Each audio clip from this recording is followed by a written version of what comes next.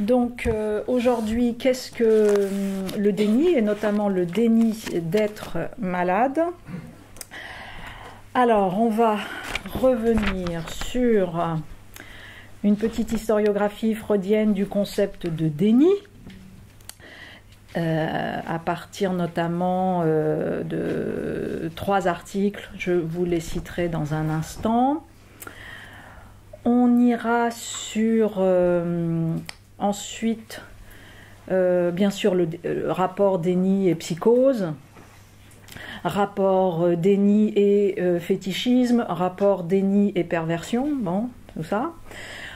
On ira ensuite à partir de l'ouvrage de Schneider consacré à Proust, sur la question du déni dans l'œuvre proustienne et au départ de l'œuvre proustienne, ce qui est la thèse de Schneider, à partir de la conversation avec maman, hein, c'est-à-dire ce qui est l'un des paragraphes du Contre Sainte-Beuve, où la mère dit à son fils à la fin de la conversation, je ne sais pas si vous vous en souvenez, mais fais comme si je ne le savais pas. Bon. Donc le fait comme si je ne le savais pas, qui est un faux déni, mais son rôle opératoire, à la fois comme par rapport à la question de l'homosexualité et de l'écriture. Et puis on ira bien sûr rapidement sur le fait que bien sûr déni n'est pas refus de soins, mais en même temps, voilà. On travaillera sur un petit cas particulier de déni en alcoolologie, au travers d'un article, là aussi, je le citerai à ce moment-là, déni en alcoolologie, et dans cet article, d'ailleurs je vais le citer tout de suite, de Ménessier, Roteval, Platier, Fernandez et Ploton, je reviendrai tout à l'heure, le déni en alcoolologie à travers ce qu'il n'est pas.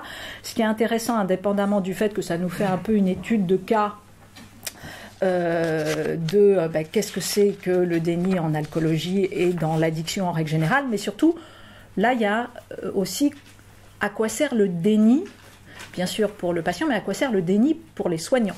Donc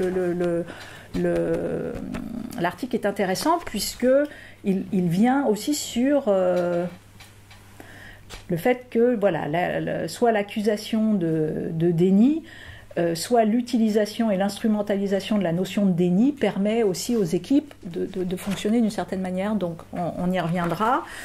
Et puis bien sûr, on dira aussi quelque chose de l'anosonoxie, donc le côté plutôt neuro de la question du déni de la maladie. Et puis un tout dernier point sur déni, croyance, philosophie, voilà, comment on attrape cette question en philosophie.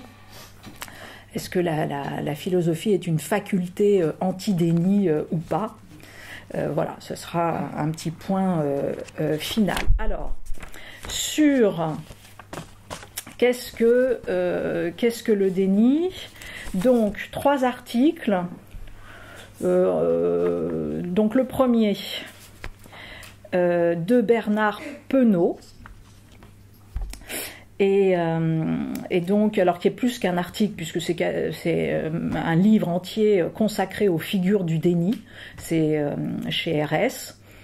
Et puis, vous avez, donc, il revient comme ça sur toute l'apparition du concept de déni de réalité chez Freud. On va y revenir parce il reprend un peu tous les moments de l'apparition. Donc ça, c'est Penaud Bernard. Un autre article de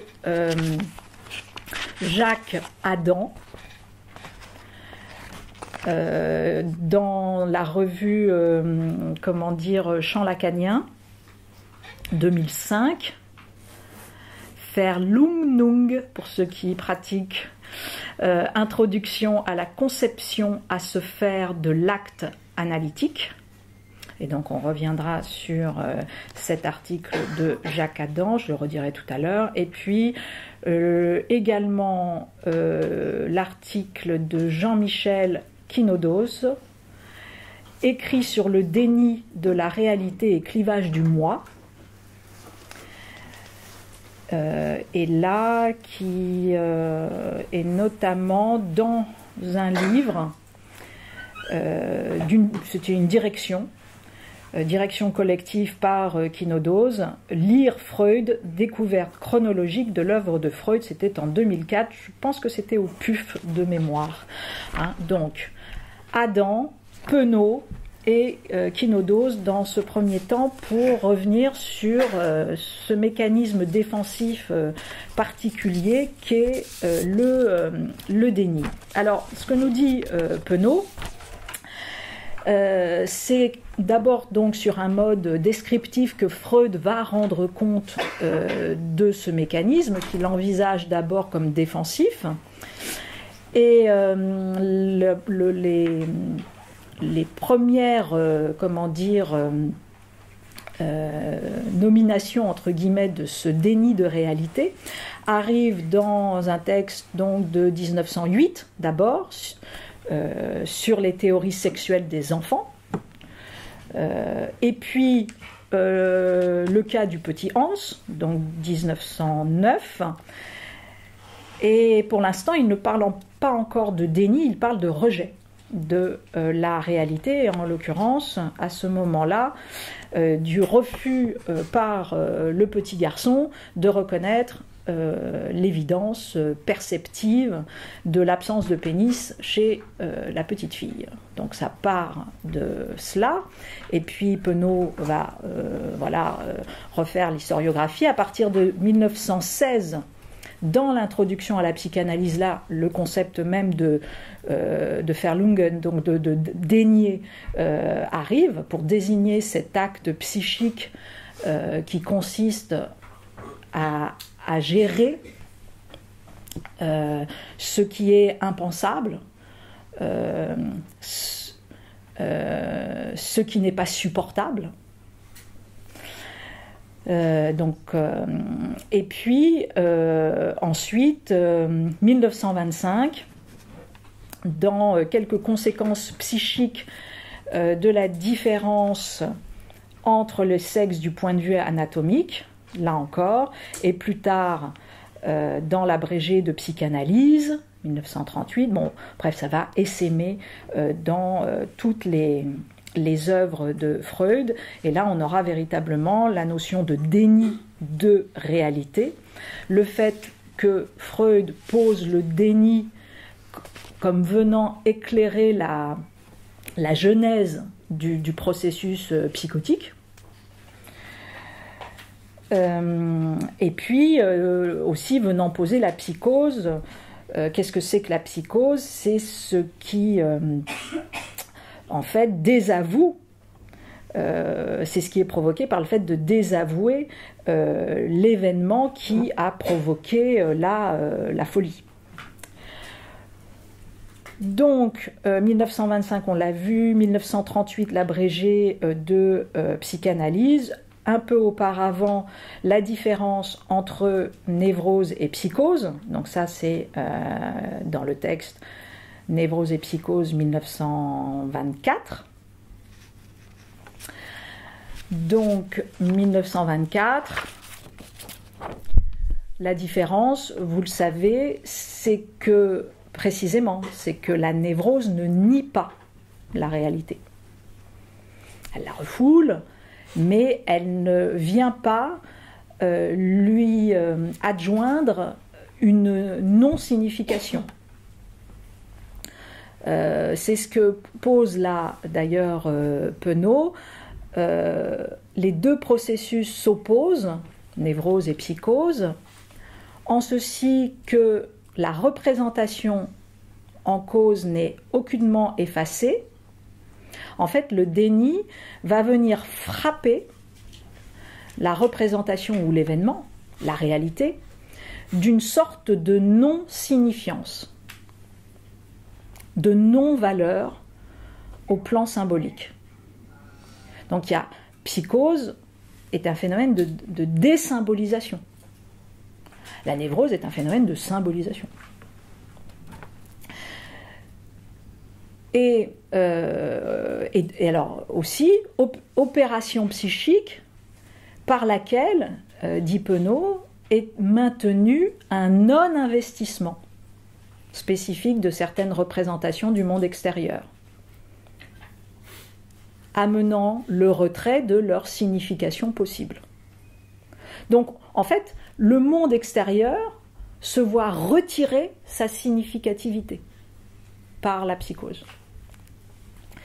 Et bien évidemment, aussi la question de l'investissement du sujet qui, de fait, c'est comme s'il y avait une espèce d'échappée par le sujet et par la réalité, au sens où on la vide de sa signification. Donc, alors, c'est là où il y a deux grands temps dans ce mécanisme de la constitution de la psychose.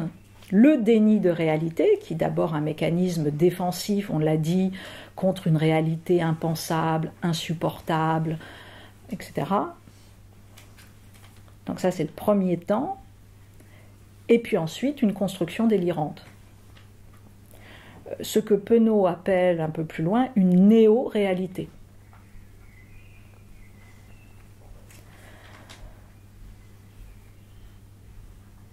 Deuxième temps du mécanisme de la psychose, la construction du symptôme. Il s'agit là, estime Freud, d'une tentative réparatrice. Pourquoi ? Parce que l'individu, en fait, essaye de rétablir un rapport avec le monde extérieur qui soit satisfaisant, donc qui provoque un principe de plaisir. Et comme la réalité provoque un insupportable, ben on remplace la réalité. C'est ça, donc il y a un phénomène de construction, d'hallucination. Alors ça peut être sous forme hallucinatoire, mais ça peut être sous forme autre. Et donc à ce moment-là, c'est le fait que, qu'est-ce qui va se faire ? C'est-à-dire qu'on va pouvoir gérer cette réalité au prix, dit Freud dans Le clivage du moi en 1938, c'est-à-dire dans l'abrégé de psychanalyse. Le clivage du moi a été atteint au prix d'une déchirure dans le moi. Déchirure qui ne guérira jamais plus, mais grandira avec le temps. Donc, opération défensive du moi, et en même temps, par ce processus de défense, dislocation du moi. Donc, le processus de défense se retourne contre le moi, puisque au lieu d'assurer sa cohérence, il va au contraire le disloquer, le déchirer. Voilà. Et donc, c'est ça qui est posé, notamment par ce premier texte de Bernard Penaud dans Les figures du déni. Deuxième texte aussi, puis vous le verrez vous-même, parce qu'il est beaucoup plus long, celui de Jacques Adam, donc dans le champ lacanien, sur le concept de déni avec la variabilité de la traduction. Hein. On parle de déni, de dénégation, de déniement, de reniement, de désaveu, de démenti, de louche, refus, etc., etc. Voilà autant de termes par lesquels, rappelle Adam, on a essayé de rendre celui de Verlungnung. Qu'est-ce que c'est ? Là aussi, défini en termes de défense d'abord. Défense contre la réalité, on l'a dit, désagréable, insupportable.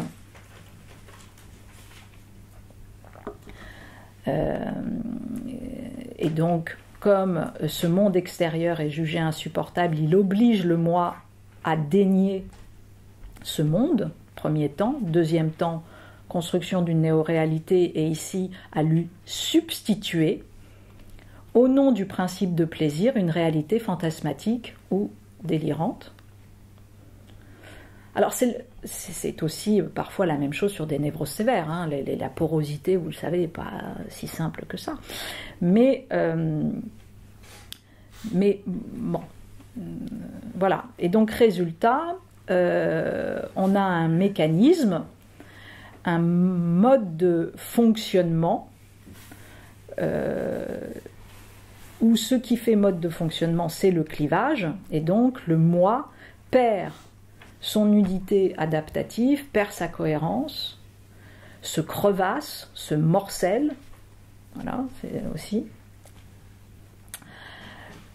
Le moi ne veut rien savoir de la réalité. La psychose dénie la réalité et cherche à la remplacer. Alors, c'est justement ce qui est rappelé d'ailleurs dans comment dire, le texte de Kynodose, qui lui va faire un petit pas, enfin qui est un pas que vous retrouverez également si vous reprenez les autres textes, mais que bien évidemment vous retrouvez chez Freud dès le début de la théorisation sexuelle des enfants, puisque pour ceux qui se souviennent, la question du rejet de la réalité, etc., elle est liée au fétiche, elle est liée au fétichisme. Alors, pourquoi lier déni de la réalité et le fétichisme, et d'ailleurs je vous renvoie au texte Le fétichisme de 1927, et c'est précisément le petit passage qui est là davantage travaillé dans l'article de Jean-Michel Kynodose. Donc, le déni de la réalité constitue le mode de défense spécifique de la psychose. Il est une des grandes caractéristiques de la perversion. Il a pour conséquence de provoquer un clivage du moi, sachant que ce déni, dit Kynodose et Freud d'ailleurs, n'affecte jamais l'intégralité du sujet, la totalité du moi, mais simplement une proportion qui va varier. Et donc on a voilà, on a une partialité, et résultat, vous avez effectivement,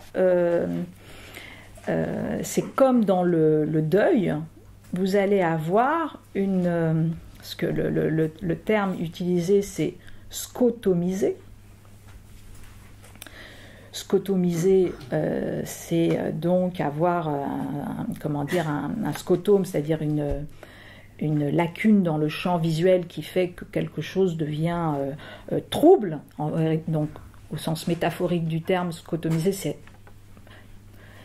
c'est mettre un voile, enfin, c'est refuser une réalité pénible, c'est mettre une tache aveugle. Et chez Freud, le déni, vous savez, est un des moments dans le grand cycle du deuil, hein, et c'est comme ça qu'il a aussi un déni non pervers, là, hein, qui est absolument pas pervers, qui est simplement une réaction totalement défensive et fonctionnelle.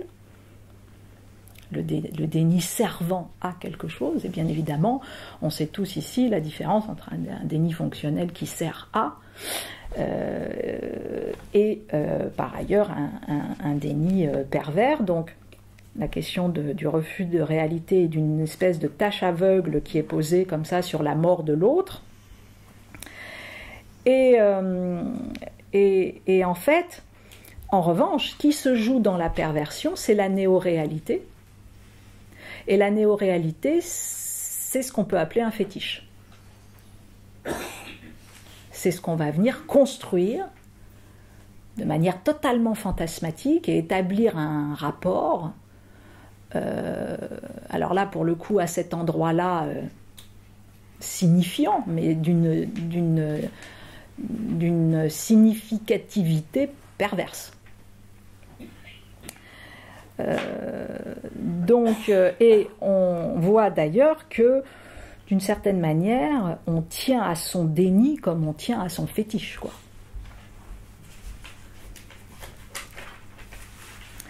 Ce qui me fait dire d'ailleurs, quand on en avait vu là, il y a quelques, je sais plus, c'était il y a un mois, sur la question du ressentiment, de la plainte, etc., qu'il y a sans doute quelque chose à investiguer sur fétichisme et plainte, parce qu'on tient à sa plainte comme on tient à son fétiche.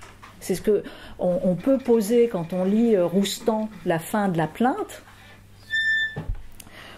Pourquoi ne pas lâcher la plainte? Parce que, de fait, la plainte produit à un moment donné aussi un principe de plaisir et produit aussi une réalité, une néo-réalité, installe une construction délirante éventuellement, victimaire, etc. Et bien évidemment, la plainte rend supportable cette réalité. Alors la plainte, elle peut être fonctionnelle, elle sert à, mais à un moment donné, quand on est enfermé dans cette plainte, elle n'est plus fonctionnelle, elle est fétichiste. On ne sort plus et on ne fait plus.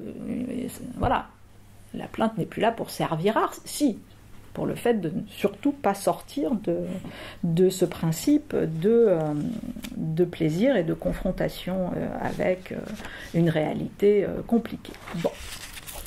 Donc, ça c'est bien évidemment la question du déni comme mécanisme de protection, comme réaction d'évitement,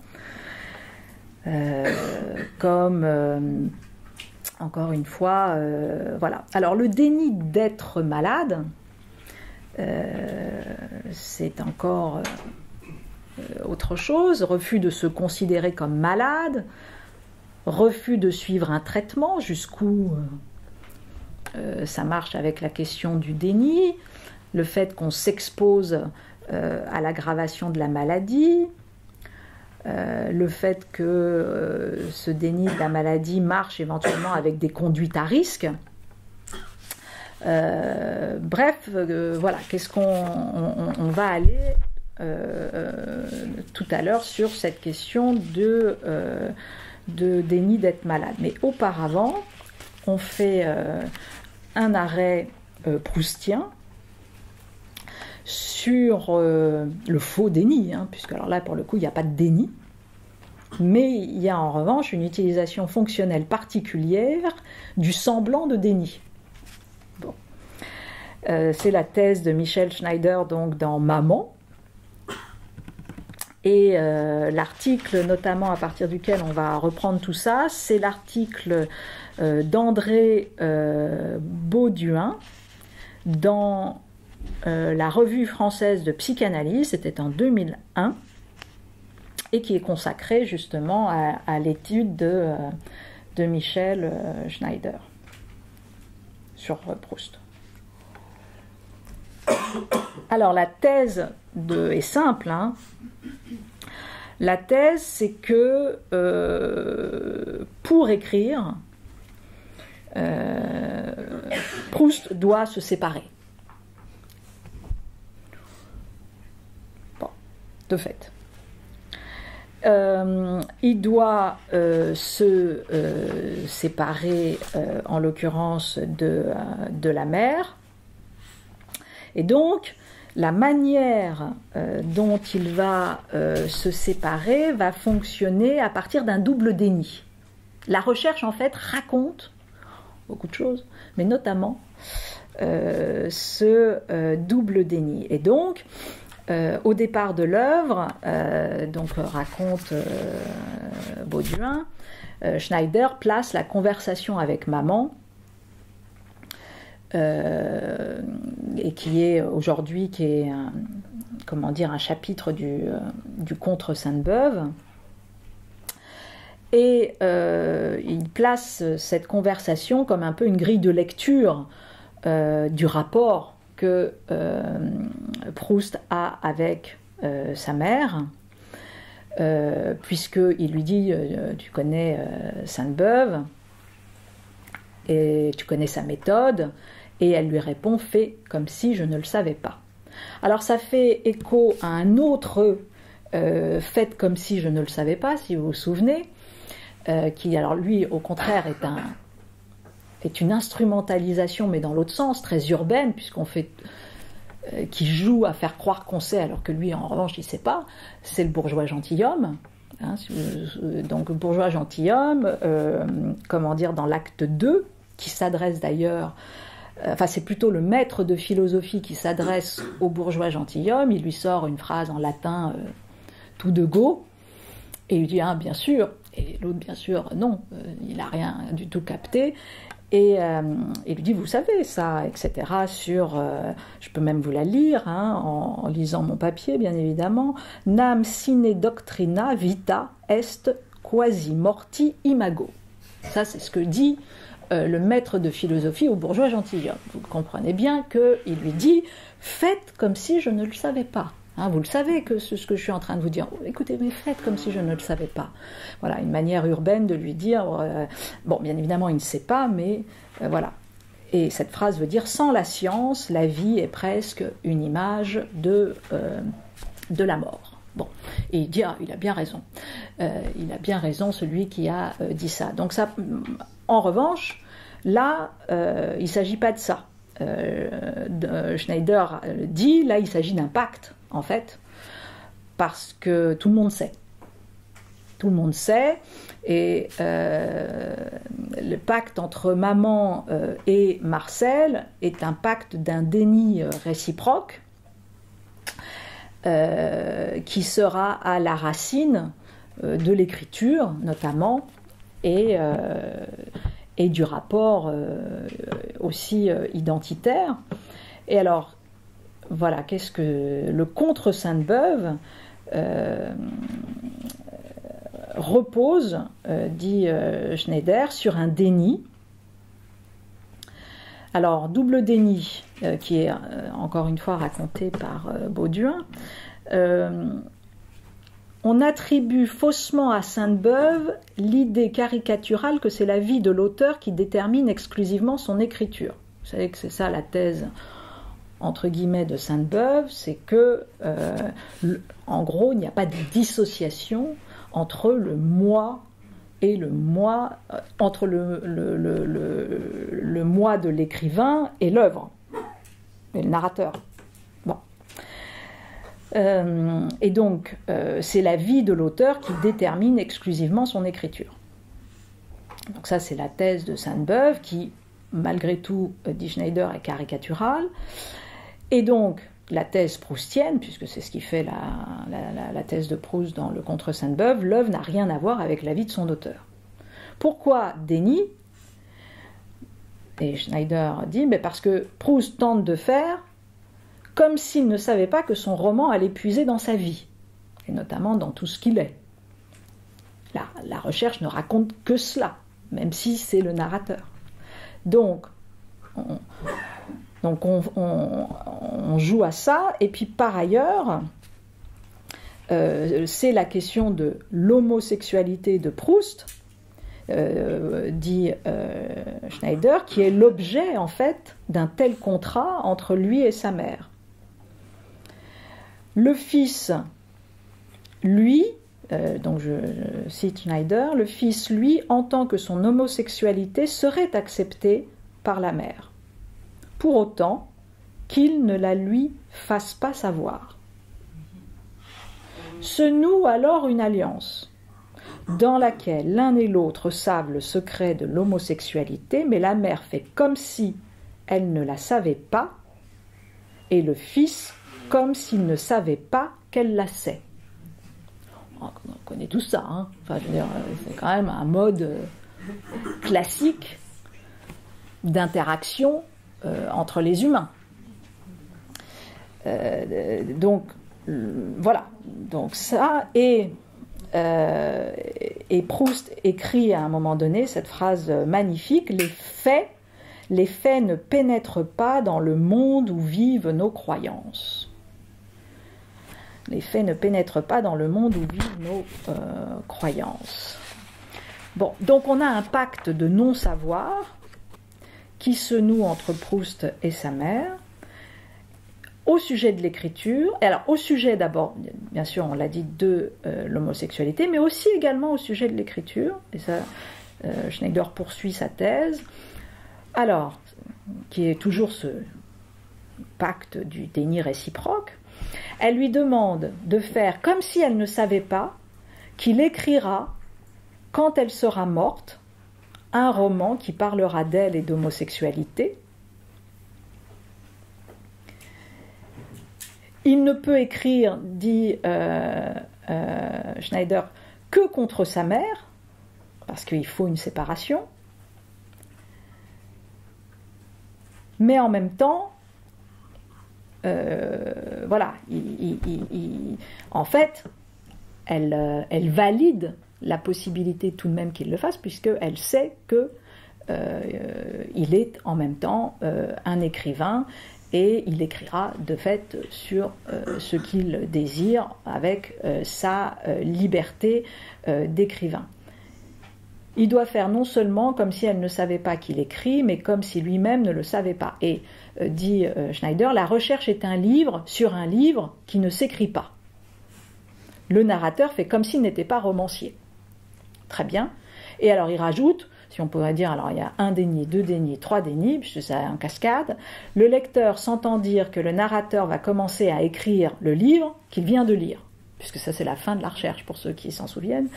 Et donc, comment dire, il est saisi d'un sentiment d'étrangeté qui pourrait bien être l'effet de la levée d'un déni maintenu tout au long de l'œuvre. Le lecteur a fait comme s'il ne savait pas que le narrateur était en train d'écrire un livre. Bon, la boucle est bouclée. Et donc, on a voilà, tout ce jeu de comment, d'une certaine manière, comment, si on pouvait le dire autrement, comment dépasser l'injonction contradictoire, comment dépasser le je t'ordonne de me désobéir.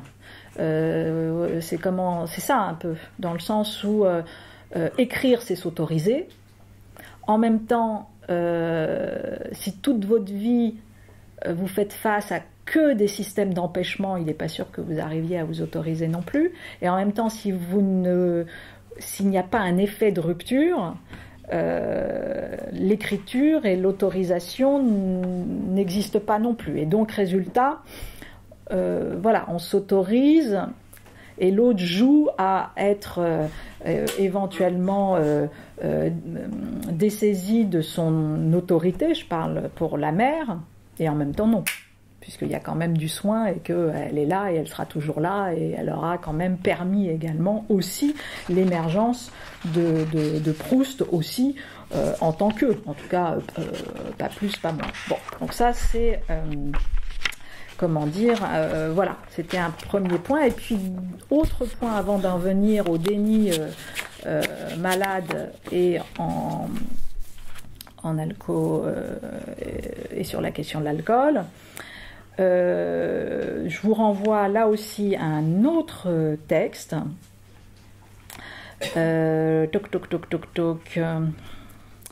Bien évidemment, je l'ai pas noté, mais enfin c'est pas grave, qui est sur la grande figure de Don Quichotte, parce que souvent Don Quichotte a été aussi posé éventuellement comme une figure du déni.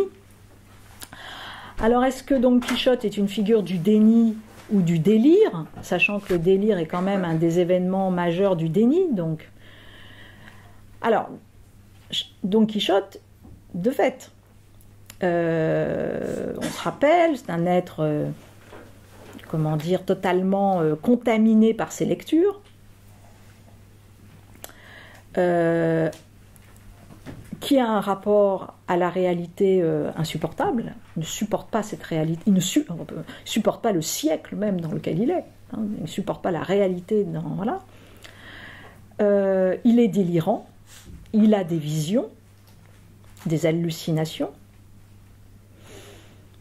Ce n'est pas un mythomane,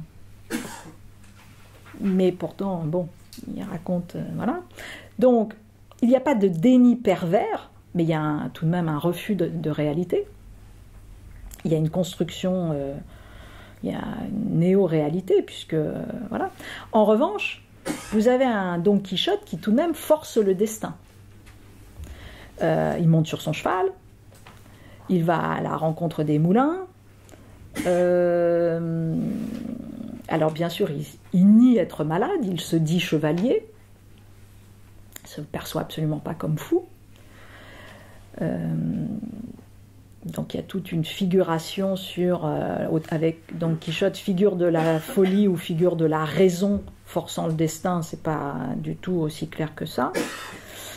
Je crois quand même ce qui est certain, c'est que souvent le déni, en tout cas la question du déni pervers, elle est liée à une toute-puissance. Elle est née à un refus de l'autre. Elle est liée à un refus de l'autre, de la réalité, de l'existence d'autrui. Il y a une instrumentalisation extrême dans le déni de l'autre. Il y a un clivage du moi total, clivage des émotions. Don Quichotte, c'est pas ça. Du tout. Alors, je ne sais pas si on peut le poser comme ça, mais il y a quelque chose qui vient poser la non-perversion du déni de Don Quichotte, c'est le fait que c'est un être amoureux. Il est amoureux, il ressent de l'amour, et non seulement c'est un être amoureux, mais il a même toute une considération de la philia, de l'amitié. Donc c'est un être profondément sentimental. Donc son amour est quand même sans doute une preuve de l'absence non perverse, en tout cas, de son déni. Même si malgré tout, il y a quand même une question du déni. Alors, on prend l'article « Le déni en alcoologie », donc de nos camarades Ménessier, Roteval, Platier, Fernandez et Ploton. Alors, bon, qui est, on dirait, très... voilà, qui est une étude de cas. En reprenant un petit peu comme ça la nosographie des différents troubles liés au déni de cette maladie, avec bien sûr, on y reviendra plus loin, le versant neurologique de la négation. Je préfère d'ailleurs souvent parler de dénégation que de déni. Et puis, une deuxième hypothèse qui est posée, je cite, « Le déni est une réalité inhérente à la présentation d'un sujet relevant de troubles liés à l'usage d'alcool. » Très bien. Mais également, ne peut-on pas envisager le déni comme une construction soignante, une rationalisation convaincante et évitante, afin de ne pas entrer en relation avec des malades de l'alcool perçu comme déroutant, tel qu'il semble apparaître à de nombreux soignants. Et si le déni n'existait que dans les craintes ou les constructions de professionnels de santé en difficulté dans leur exercice clinique avec des sujets mésusants d'alcool. Ça, c'est la deuxième hypothèse qui est posée. Je reconnais que c'était un parti pris caricatural, mais tout de même à envisager. Déni du côté du soigné, déni du côté des soignants, et comme construction soignante, parce qu'on n'arrive pas à affronter aussi une difficulté tout simplement de traitement, de guérison, voilà. Alors, le déni d'être malade va renvoyer à différents points. Je vais laisser pour l'instant l'anosonoxie, c'est-à-dire l'absence de reconnaissance d'un trouble, mais l'absence neuro de ce trouble, de côté. Donc, il y a déni souvent avec un phénomène conjoint d'apathie, trouble de la motivation. Il y a, tout ce qui est trouble de la conscience réflexive de soi. Et donc, ce qu'on peut appeler la psychognosie, et qui est en gros un état psychopathologique spécifique qui résulte en fait de l'action de l'alcool sur le cerveau. Et donc souvent, quand il y a une surconsommation d'une substance, hein, en règle générale, on a cette apsychonoxie. Très souvent, symptôme de ce déni de la maladie, ce qu'on appelle la pensée opératoire, c'est-à-dire le fait d'envisager les éléments de la vie, les symptômes comme des choses. Là aussi, connexe du déni de la maladie, l'alexithymie. L'alexithymie, c'est tout simplement l'incapacité de verbaliser ses émotions. On a une altération dans le déni de la maladie, une altération de la théorie de l'esprit.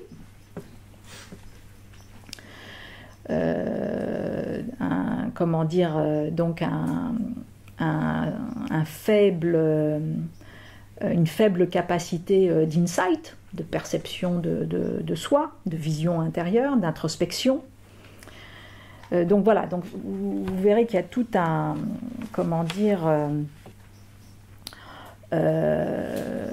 tout un inventaire comme ça des symptômes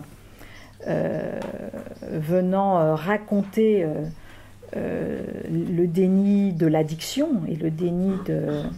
Voilà. Alors après, ce déni, il a un spectre. Hein.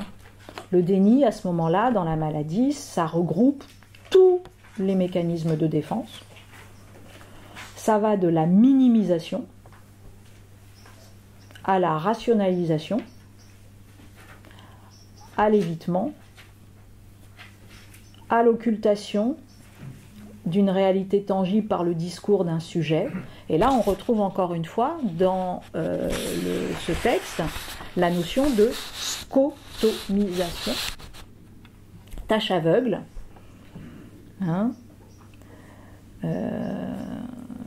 et donc, voilà, il y a une absence de considération, de prise en considération de ses propres addictions. Bien sûr, la question du mensonge, la mauvaise foi, la dissimulation des troubles à des soignants, etc. Donc tout ça fait partie du déni ou de la dénégation.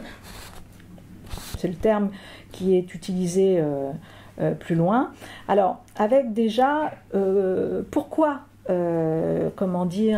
cette cohorte d'auteurs, Ménessier en tête, etc., préfèrent parler de termes de dénégation plutôt que de déni, parce que ils estiment que on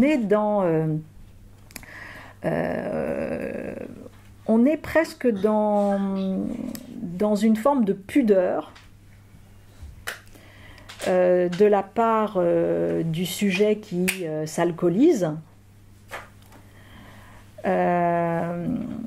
Et donc ils préfèrent parler de pudeur, voilà, de honte. Et en gros, il vaut mieux parler de dénégation que de déni, parce qu'il ne veut pas que les soignants se mettent dans la posture de mettre le patient du côté de l'aveu. Et donc, il est dans une dénégation qui renvoie, qui met définitivement le côté du déni, du côté de la défense archaïque, massive, incontrôlée, et non pas volontaire, perverse, ce qui peut être aussi en psychiatrie, enfin voilà, en psychose.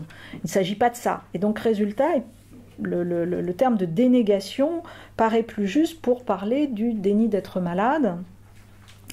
Et même, vous avez un auteur qui s'appelle Kraepelin, qui parle même d'obscénité des médecins cherchant à faire avouer combien vous buvez et combien vous faites ceci, c'est-à-dire cette mise à nu du patient, alors que c'est contre-productif, enfin voilà.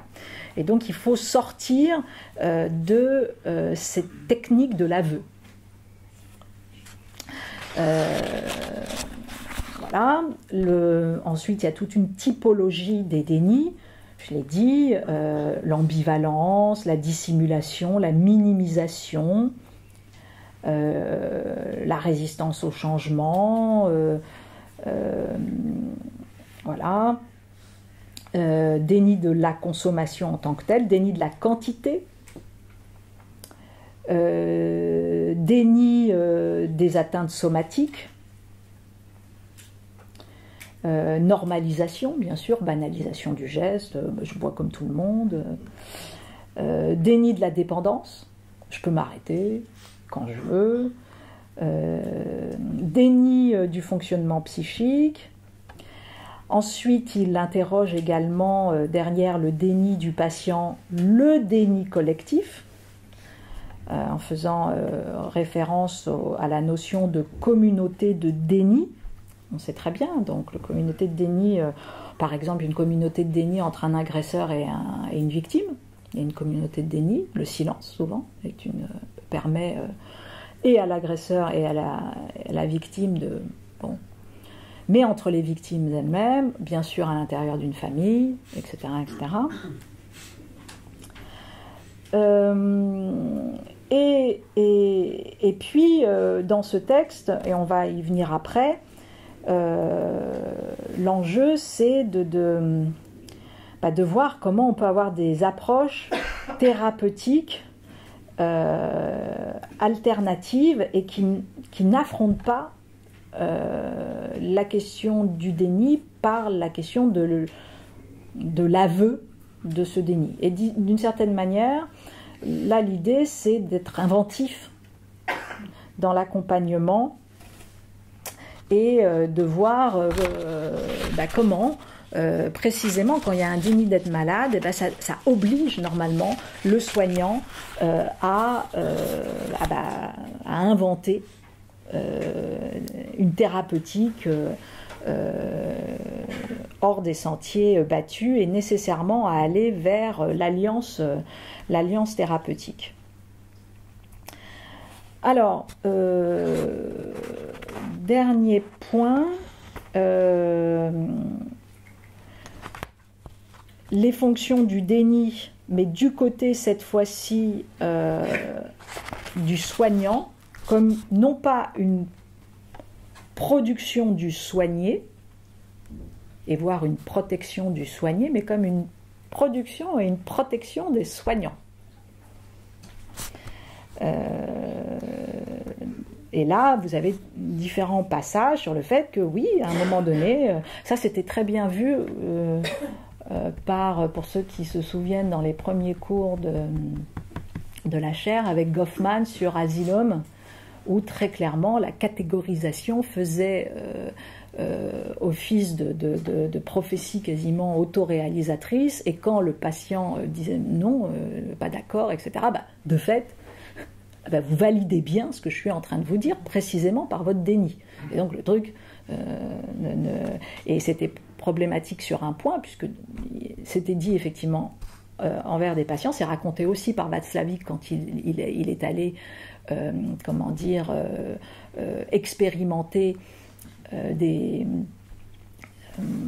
terrains sans se désigner comme ce qu'il était, et qu'il a été de fait pris comme malade, et on lui a dit à quel point il était malade alors qu'il ne l'était pas, puisqu'il venait vérifier ça. Et à chaque fois qu'il disait non, je ne suis pas malade, on lui disait mais tout à fait, c'est normal, ça fait partie du fait d'être malade. Et donc, vous connaissez par cœur. Bon, voilà. Donc, le déni est d'abord induit par le soignant.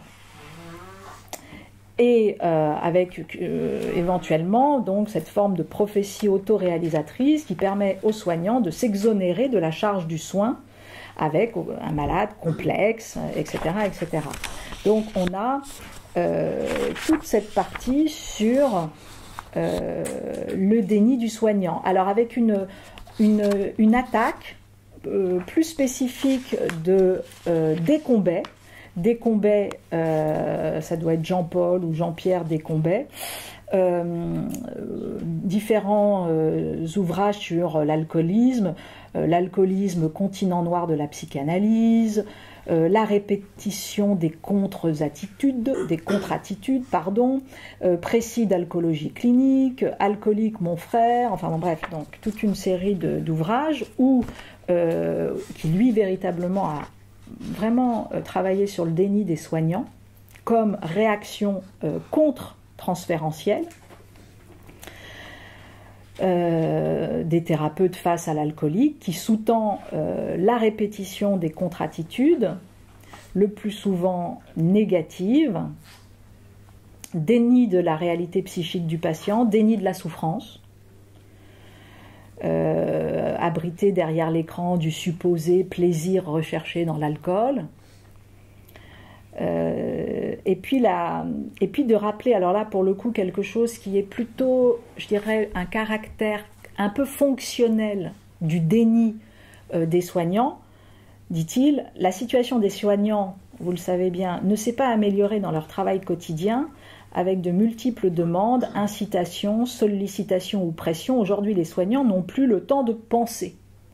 Et comme ils n'ont plus le temps de penser, bien évidemment, la question de la complexité, du temps passé sur le diagnostic, etc., est plus compliquée. Et donc la question tout d'un coup de solution du déni est plus simple, permet tout d'un coup d'avoir une espèce de retour à l'envoyeur sur le patient lui-même, vu que de toute façon le temps nous manque pour produire un soin digne de ce nom. Donc ça c'est le déni en alcoolologie. Vous avez ce texte-là qui est pas mal du tout sur les différents spectres. Alors, je rappelle juste que le déni n'est pas le refus de soins. Le refus de soins, vous le savez, c'est un droit qui est consacré par la loi du 4 mars 2002. Une personne a le droit de refuser les soins qui lui sont proposés. En revanche, l'équipe médicale est tenue d'informer le patient de sa situation et des conséquences du refus de soins. Bien évidemment, s'il y a consentement, c'est qu'il peut y avoir refus de soins. Voilà. Et en revanche, du côté des équipes soignantes, c'est de mettre tout en œuvre pour convaincre d'accepter les soins indispensables et bien sûr de vérifier si la vie est en danger ou pas. Si la vie est en danger ou pas, on peut se défaire sur différents points, ça dépend, mais du consentement, mais sinon, on va dire que la loi classique, c'est de rechercher de façon systématique le consentement. Alors les causes du refus de soins, qui peuvent d'ailleurs être parfois liées au déni d'être malade, c'est la peur du diagnostic, la peur de la douleur, la peur des effets secondaires, la peur des complications, en gros la peur du traitement plus problématique et du changement plus problématique que le statu quo. La cause du refus, c'est une mécompréhension des enjeux, éventuellement, donc c'est quand même important. C'est bien sûr la question de la défiance, de la crise de confiance à l'égard des médecins, éventuellement plus largement du système de santé. C'est particulièrement le cas en psychiatrie. Il y a des lieux où la crise de confiance est plus forte. Il y a bien sûr la question du coût, qui est aussi de fait une réalité de contournement ou d'évitement fort. La lassitude, Ça, c'est tous ceux qui sont en errance diagnostique ou les maladies chroniques, ou enfin, bref, lassitude face à des traitements à la fois lourds et qui ne sont pas jugés efficaces, etc. Donc, bref. Donc il y a tous ces points-là. Et je vous renvoie à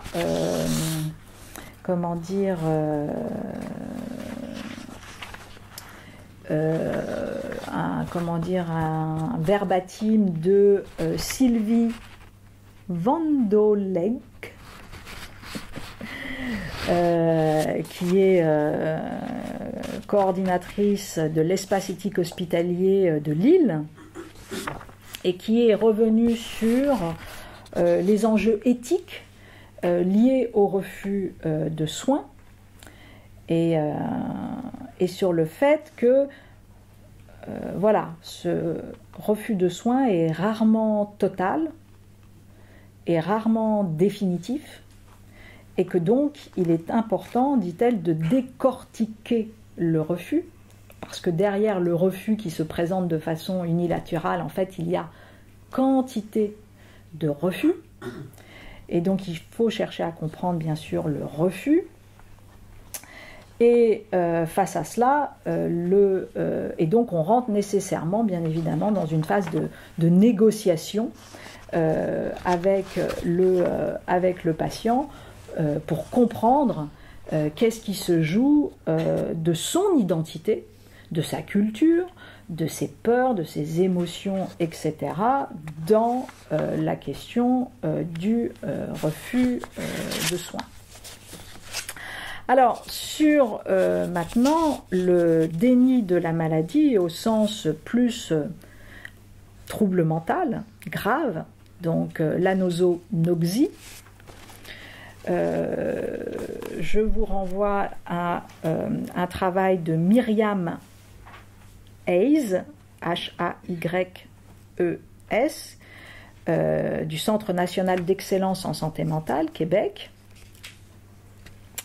et qui est revenu sur non seulement l'anosonoxie, qu'est-ce que c'est, mais aussi comment on soigne la chose. Alors, l'anoso, petit changement de...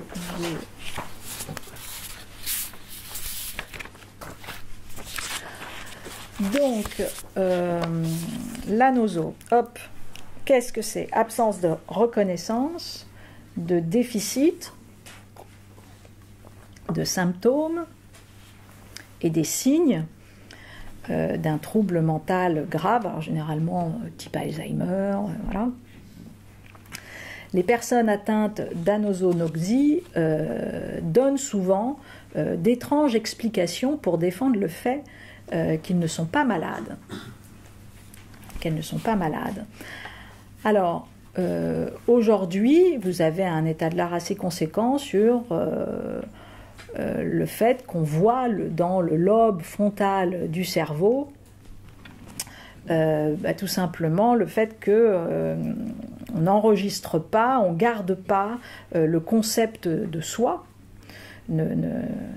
Voilà, et donc résultat, cette conscience de sa maladie part.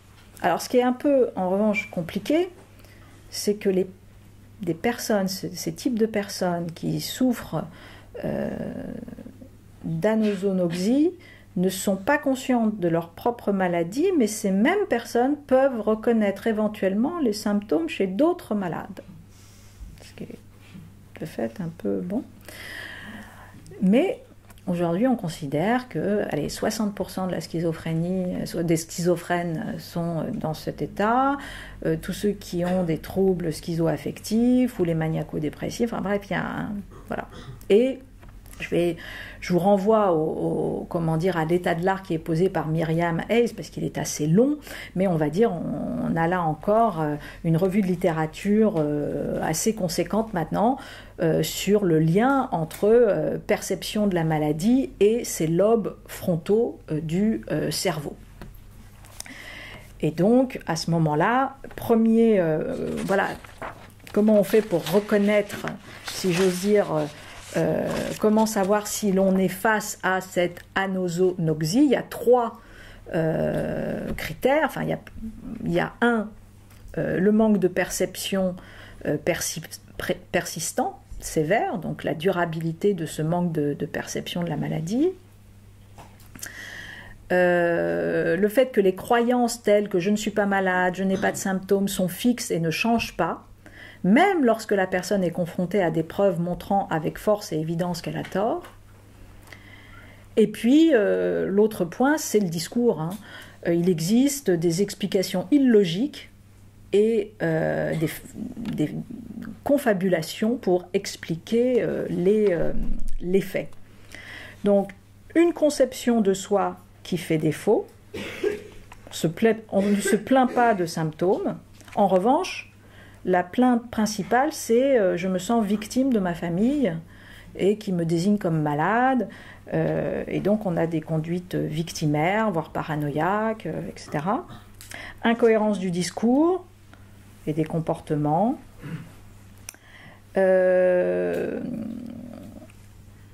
Alors, tout de même, c'est là à rappeler que c'est quand même très problématique. D'abord, elle rappelle qu'il faut véritablement sortir de ce mythe qui considère le déni d'être malade comme une protection. Parce qu'en fait, plus on est dans le déni, moins on se soigne, et donc plus il y a une aggravation, bien sûr, de la maladie. Et donc il faut véritablement lutter contre ce fait un peu comme ça de légende urbaine qui consiste à dire bon, ça le protège. Non, ça ne le protège pas du tout, parce que plus le traitement est tardif, plus l'espoir de rétablissement s'affaiblit. Et donc c'est très important, au contraire, de revenir et d'arriver à contourner ce déni d'être malade. Alors comment on fait ? Visiblement pas par le fait de dire à quelqu'un qu'il est dans le déni. Alors je vous renvoie aux travaux peut-être que vous connaissez, de Xavier Amador. Alors Xavier Amador est un psychologue clinicien qui est professeur à l'université Columbia donc à New York. Il a notamment participé à la rédaction du DSM-4. Mais surtout, c'est pas ça. Je vous renvoie, il a fait un TED. Vous le regarderez, ceux qui sont intéressés où il raconte, voilà, il a fait de l'objet du déni d'être malade son objet. Et il a vu que la manière avec laquelle on parle du déni, en fait, renforce le problème du déni.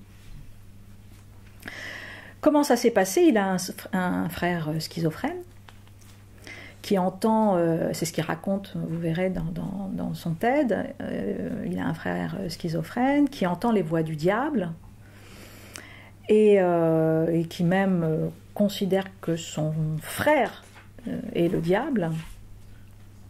Il ne croit absolument pas avoir des hallucinations, et que va faire en tout cas Amador, Xavier, en tout cas quand il est enfant, quand il est jeune adulte, tout simplement il lui dit que c'est faux,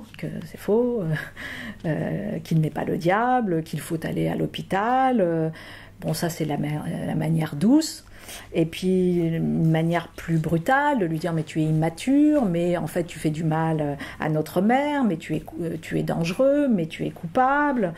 Et puis finalement il finira par appeler la police, et puis finalement des soins sous contrainte, et puis donc son frère va subir un traitement. À ce moment-là, les hallucinations vont s'arrêter. Il va sortir de l'hôpital et il va arrêter, bien évidemment, dans la seconde son traitement, et les hallucinations vont recommencer, et donc on repart, et etc., etc. Et là, tout d'un coup, face à ce cette répétition et ce cercle, il se dit, bon, visiblement, il y a un problème. Il y a un problème puisque je n'y arrive pas. Et à ce moment-là, comme maître, non pas de cérémonie, mais comme maître en psychiatrie, il se réfère à la phrase d'Einstein, au savoir de dire, ben voilà, la folie, c'est de toujours se comporter de la même façon et de s'attendre à un résultat différent. Hein, et donc il se dit, voilà, en fait, voilà, c'est ça, agir de façon insensée, c'est sans cesse réitérer la même chose, répéter et espérer une autre issue. Donc il faut que je fasse autrement.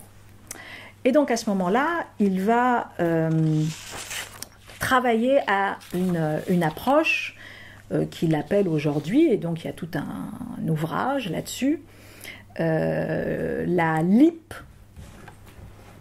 approche, L-E-A-P.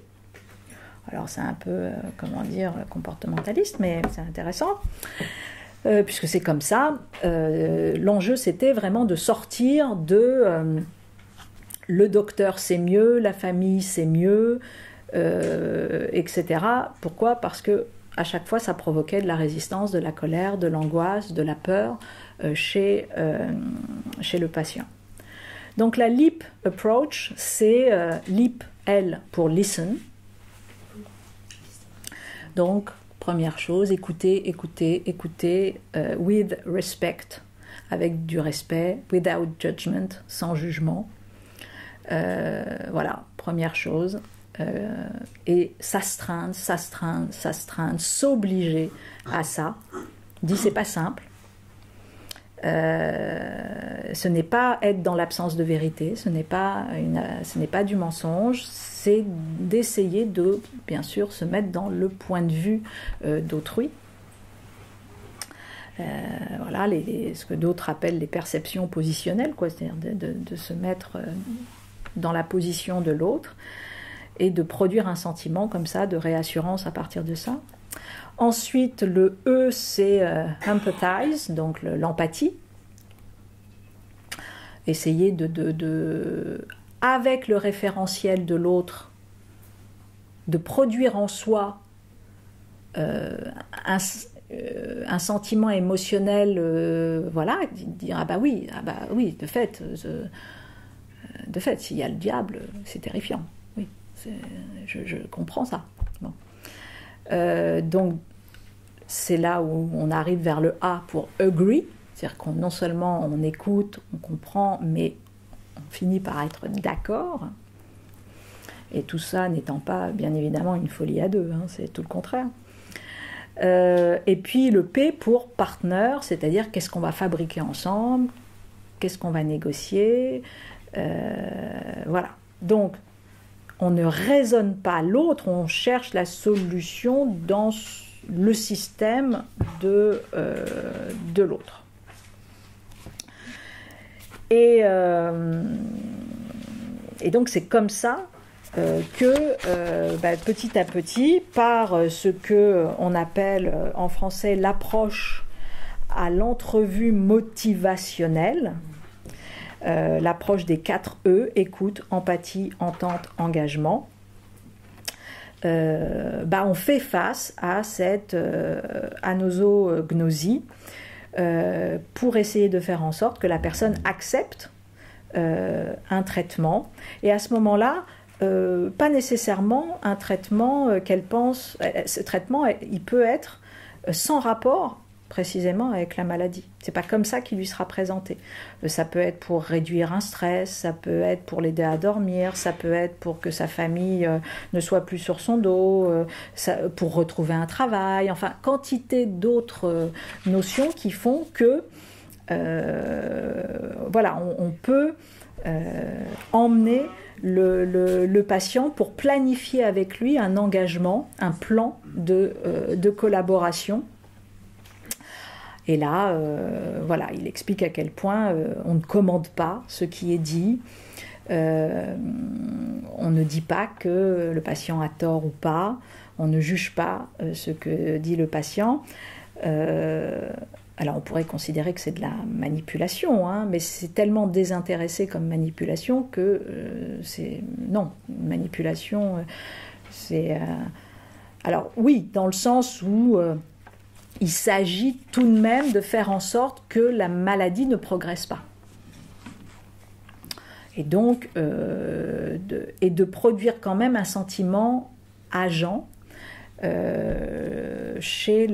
donc une souffrance tout de même moindre chez le patient. En l'occurrence, il y est arrivé avec son frère qui aujourd'hui a rétabli un sentiment de confiance avec lui et ressent son frère comme un allié et non pas comme une menace. Et dernier point qui est posé notamment par Amador et par Myriam Hayes, etc., c'est comment on gère le sentiment de trahison que peut avoir la personne suite précisément à soit une hospitalisation contre son gré, sachant qu'il y a un déni de maladie. Et donc, voilà, par exemple, juste parce que c'est peut-être contre-intuitif, mais il est posé à ne pas faire, refuser son sentiment de trahison. Par exemple, non, au contraire, il faut acter que voilà, il ne faut pas s'attendre à être pardonné, il ne faut pas lui faire des reproches pour ce que vous pensiez avoir le devoir de faire, etc., etc. Mais au contraire,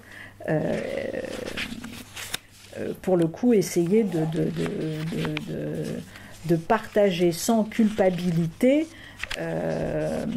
voilà, la vérité de la situation. Alors, dernier point sur le déni, mais du côté le déni en philosophie, si j'ose dire, cette notion-là qui n'est pas simple. Est-ce que la croyance renvoie-t-elle au déni ? Non. Non si je sais que je crois. Mais qu'est-ce que croire si ce n'est croire en une autre réalité ? Alors après, tout dépend, voilà.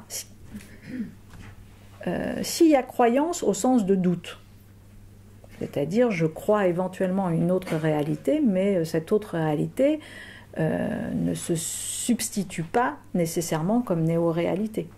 Sous-entendu, on voit très bien que s'il y a une croyance dogmatique, oui, il y a peut-être déni. Une croyance dogmatique, de fait, il y a sans doute un déni. Une croyance au sens de tolérance face à l'incertitude, c'est-à-dire je ne sais pas si ce que je sais est savoir ou croyance, non, là on n'est pas dans un rapport de déni. Donc voilà, quel est le statut de la révélation? Quel est le statut de la conversion? Tout ça, c'est des vraies questions. Je vous rassure tout de suite, tout le monde, on ne va pas y répondre.